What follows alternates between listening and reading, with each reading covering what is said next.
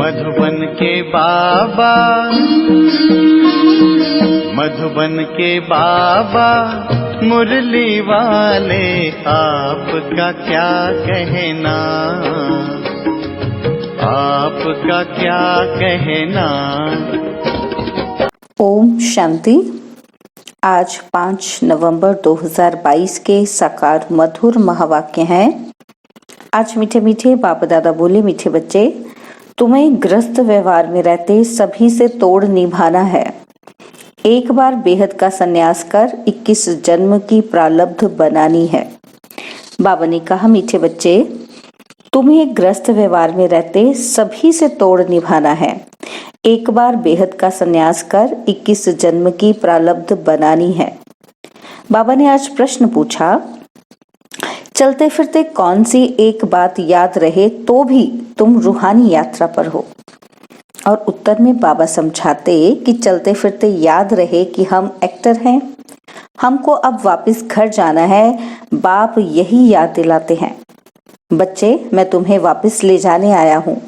इस स्मृति में रहना ही मन मना भव मध्याजी भव है।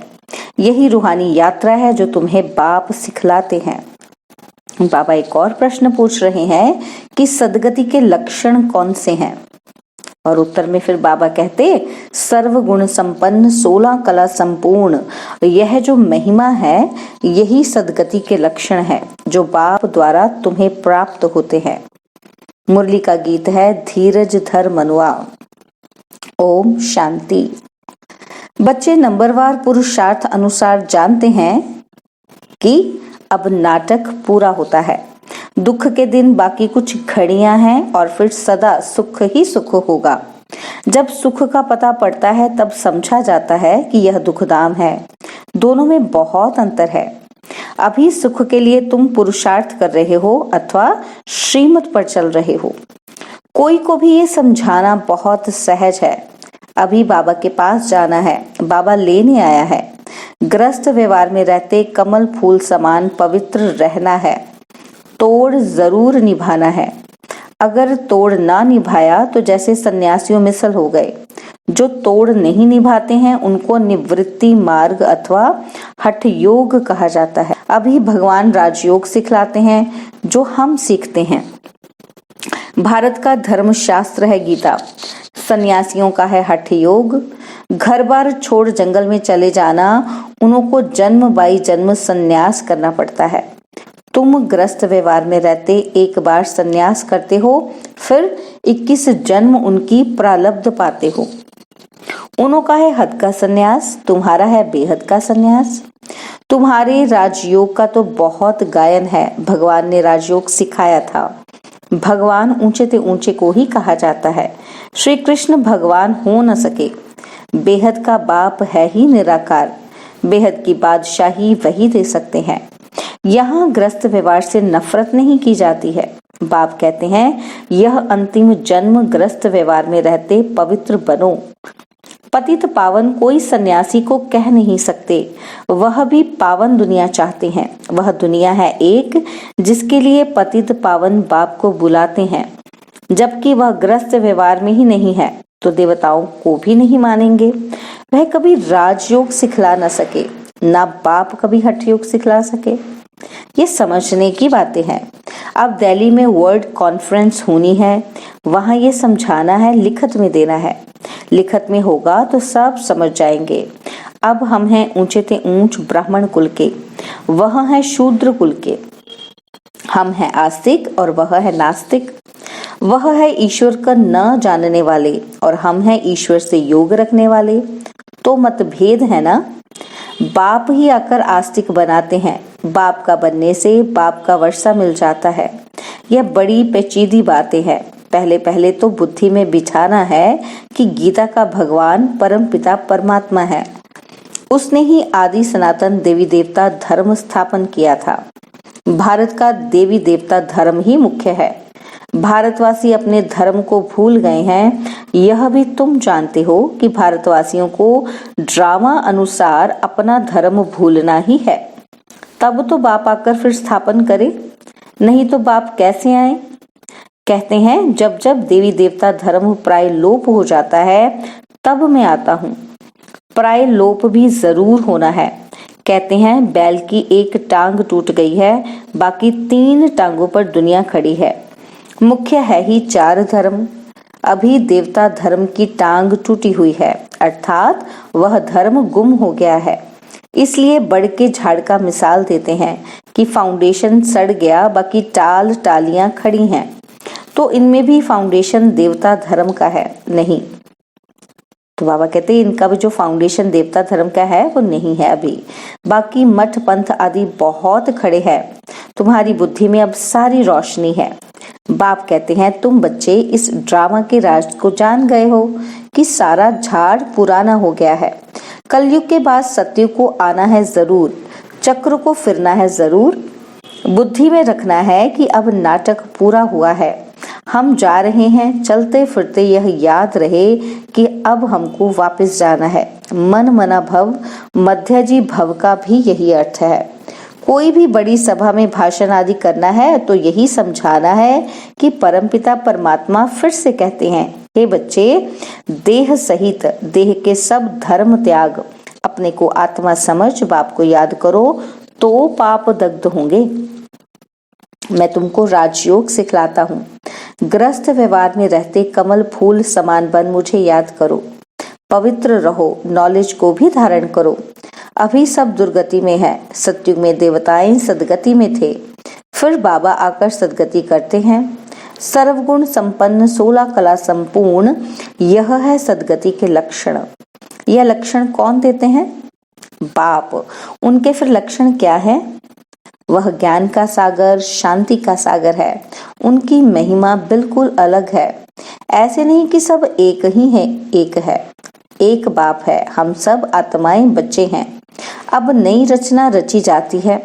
हम प्रजापिता ब्रह्मा की सब औलाद हैं, परंतु वो लोग इन बातों को समझ नहीं सकते। ब्राह्मण वर्ण सबसे ऊंच है। भारत के ही वर्ण गाए जाते हैं। 84 जन्म लेने में इन वर्णों से पास करना होता है। ब्राह्मण है ही संगम पर। अच्छा, साइलेंस तो बहुत अच्छी है। शांति का हार तो गले में पड़ा है। एक रानी की कहानी है। अब शांति धाम अपना घर बहुत याद पड़ता है। चाहते सब हैं शांति घर में जाएं, परंतु रास्ता कौन बताए? शांति के सागर बाप के सिवाय कोई बता न सके। बाप की महिमा अच्छी है। शांति का सागर, आनंद का सागर, मनुष्य सृष्टि का बीज रूप। कितना रात दिन का फर्क है। कृष्ण को सृष्टि का बीज रूप कह न सके। बाप की महिमा ही अलग है। सर्वव्यापी कहने से महिमा सिद्ध नहीं होती। ऐसे भी नहीं कि परमात्मा बैठ अपनी पूजा करेंगे। परमात्मा सदैव पूज्य है, वह कभी पुजारी नहीं बनता। ऊपर से जो भी आते हैं वह पूज्य से पुजारी बनते हैं। पॉइंट्स तो बहुत हैं। अब देखो, आते तो कितने ढेर हैं, परंतु निकलते कोटों में कोई है, क्योंकि मंजिल ऊंची है। प्रजा तो ढेर बनती रहेगी, परंतु कोटों में कोई माला का दाना बनते हैं। नारद का मिसाल है ना, कि तुम अपनी शक्ल देखो। लक्ष्मी को वरने लायक बने हो, राजा तो थोड़े बनेंगे। एक राजा की ढेर प्रजा बनती है। पुरुषार्थ करना चाहिए ऊंच बनने का। राजाओं में भी कोई बड़ा राजा, कोई छोटा राजा। भारत के कितने राजाएं हैं, कितनी राजाइयां चली आती हैं। सतयुग में भी बहुत राजाएं, महाराजाएं होते हैं। महाराजाओं के फिर प्रिंस, प्रिंसेस भी होते हैं। उनके पास बहुत प्रॉपर्टी होती है। राजाओं के पास कम प्रॉपर्टी होती है। अभी है प्रजा का प्रजा पर राज्य। अभी राजधानी स्थापन हो रही है। यह है श्री लक्ष्मी नारायण बनने की नॉलेज। उसके लिए ही तुम पुरुषार्थ कर रहे हो। पूछते हैं लक्ष्मी नारायण का पद पाएंगे व राम सीता का? तो सब कहते हैं लक्ष्मी नारायण का। बाप से पूरा वर्षा लेंगे।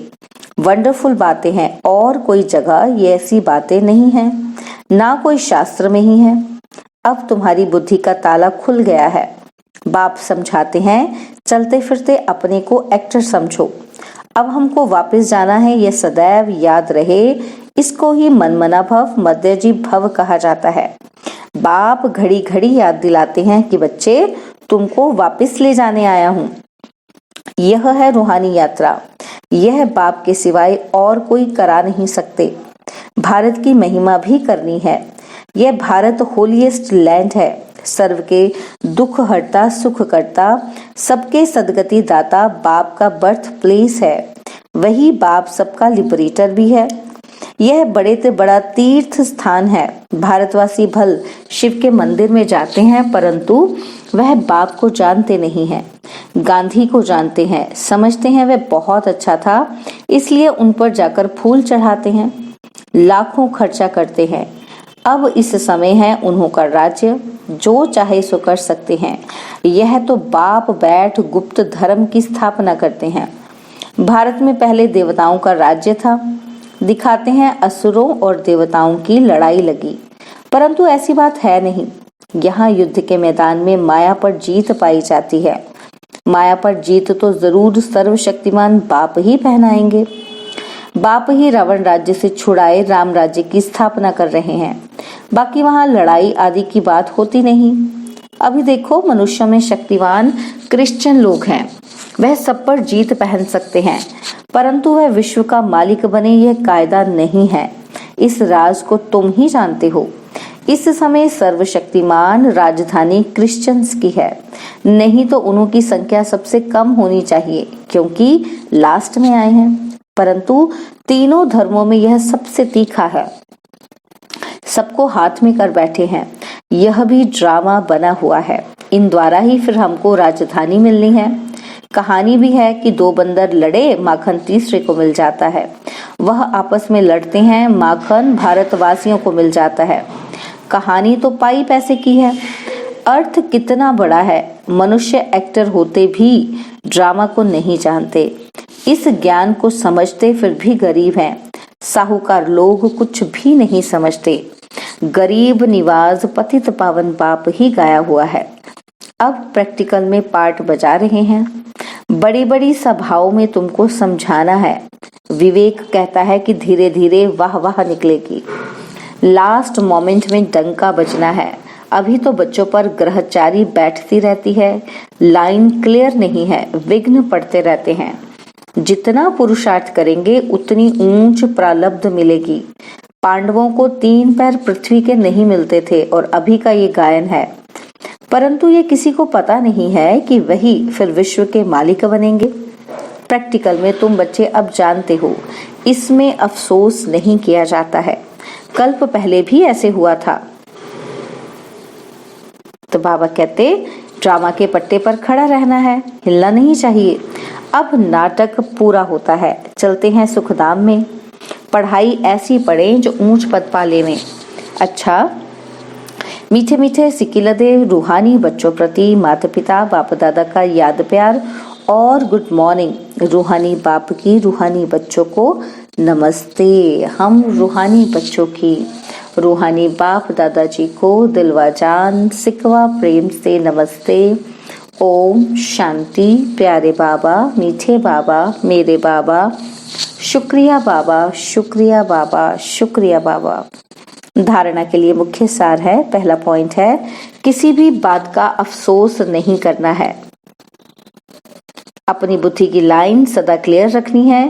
ग्रहचारी से अपनी संभाल करनी है। और सेकंड पॉइंट है, ग्रस्त व्यवहार में तोड़ निभाना है, नफरत नहीं करनी है। कमल फूल समान रहना है। आस्तिक बन सबको आस्तिक बनाना है। बाबा ने वरदान दिया, बड़ा दिल रख सेवा का प्रत्यक्ष फल निकालने वाले विश्व कल्याणकारी भव। बड़ी दिल रख सेवा का प्रत्यक्ष फल निकालने वाले विश्व कल्याणकारी भव। जो बच्चे बड़ी दिल रखकर सेवा करते हैं तो सेवा का प्रत्यक्ष फल भी बड़ा निकलता है। कोई भी कार्य करो तो स्वयं करने में भी बड़ी दिल और दूसरों को सहयोगी बनाने में भी बड़ी दिल हो। स्वयं प्रति व साथी सहयोगी आत्माओं प्रति संकुचित दिल नहीं रखो। बड़ी दिल रखने से मिट्टी भी सोना हो जाती है। कमजोर साथी भी शक्तिशाली बन जाते हैं। असंभव सफलता संभव हो जाती है। इसके लिए मैं की बलि चढ़ा दो तो बड़ी दिल वाले विश्व कल्याणकारी बन जाएंगे।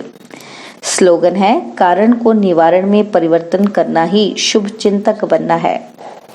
कारण को निवारण में परिवर्तन करना ही शुभ चिंतक बनना है। ओम शांति।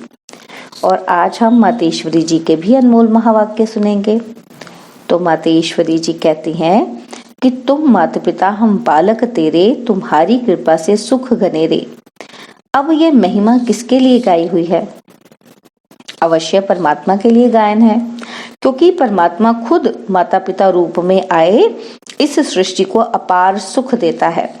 जरूर परमात्मा ने कब सुख की सृष्टि बनाई है, तभी तो उनको माता पिता कहकर बुलाते हैं। परंतु मनुष्यों को यह पता ही नहीं कि सुख क्या चीज है। जब इस सृष्टि पर अपार सुख थे, तब सृष्टि पर शांति थी, परंतु अब वो सुख नहीं है।